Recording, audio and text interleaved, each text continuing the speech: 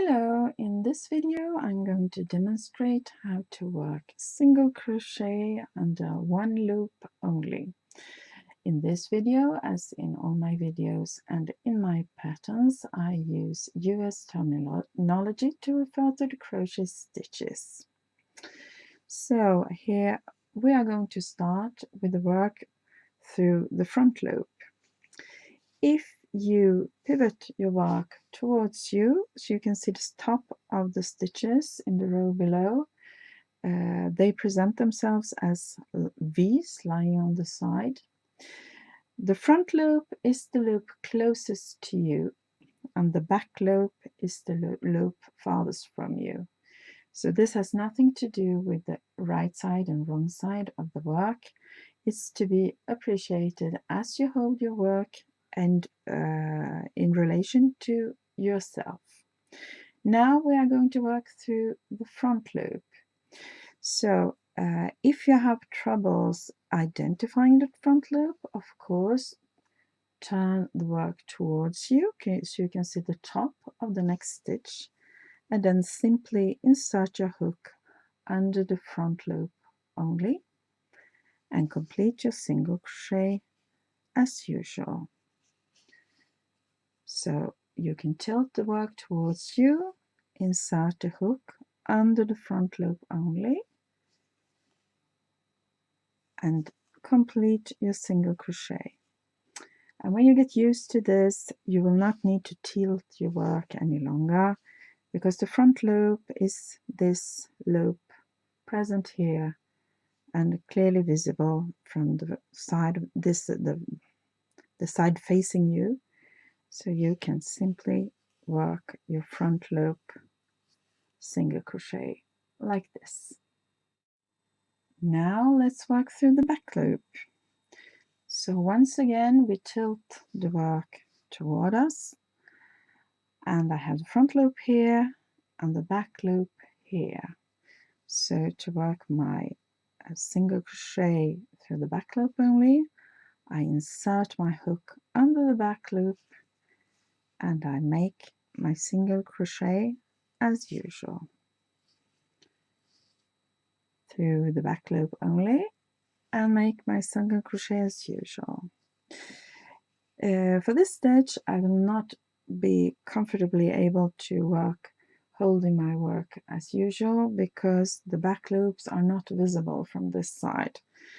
So I will work tilting the work all the time towards me and inserting my hook in the middle of the stitch with the downward motion and make it come out under the back loop only.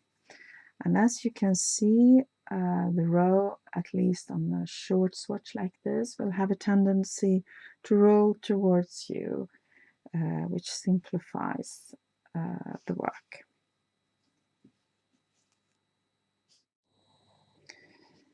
In order to stabilize my selvages, even if I work entirely under one loop only, at the end of each row I will work the last stitch under both loops,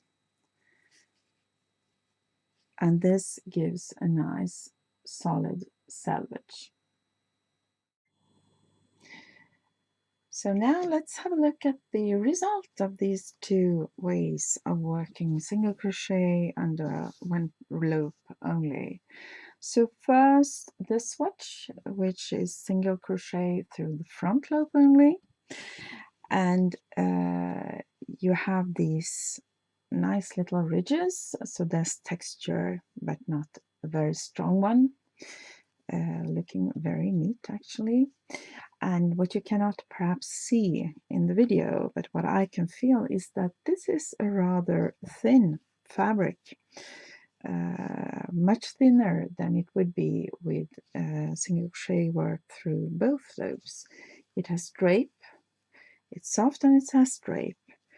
So even if single crochet is quite the sturdy little stitch, worked through the front loop only, you could definitely use it in shawls or garments. Just adapt your hook size. Now the swatch in single crochet through the back loop only is a bit different. It is very textured. I don't know if you can really see the texture. It's much thicker. You can feel it and you can really see it as well. And it's a very elastic fabric. This is a stitch that you can use for ribbing without a problem because it will stretch out and spring back. Of course, the capacity of the stitch to spring back depends on the yarn. Here it's a merino wool, so it's very elastic, but it will always retain this possibility. And you have very strong, nice texture, and it will look a bit different horizontally or vertically, but it's also a very interesting stitch. And now I would like to put the two swatches side by side.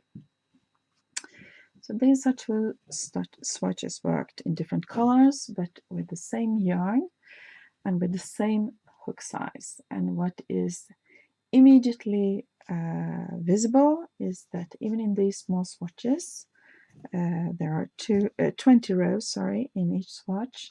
There is a noticeable height difference between these two ways of working the single crochet. Single crochet through the front loop only. The fabric is not only flatter, but it's also higher. You get much higher result. I'll put one on top of the other. It's almost, it's like an extra 2 rows with the same number of rows. And here you can clearly see the difference in thickness as well, without handling the fabric too much. So both are interesting in their own way, and it's very interesting to be able to experiment with just this humble little stitch. If you enjoyed this video, please feel free to give it a thumbs up, because this will help with the algorithms so that other people can find it as well. If you enjoy crochet tutorials and talk about crochet, do not hesitate to subscribe to my channel by clicking the subscribe button. And if you want to be notified every time I put a video up, you can also click the little bell. Thank you for watching. Bye bye.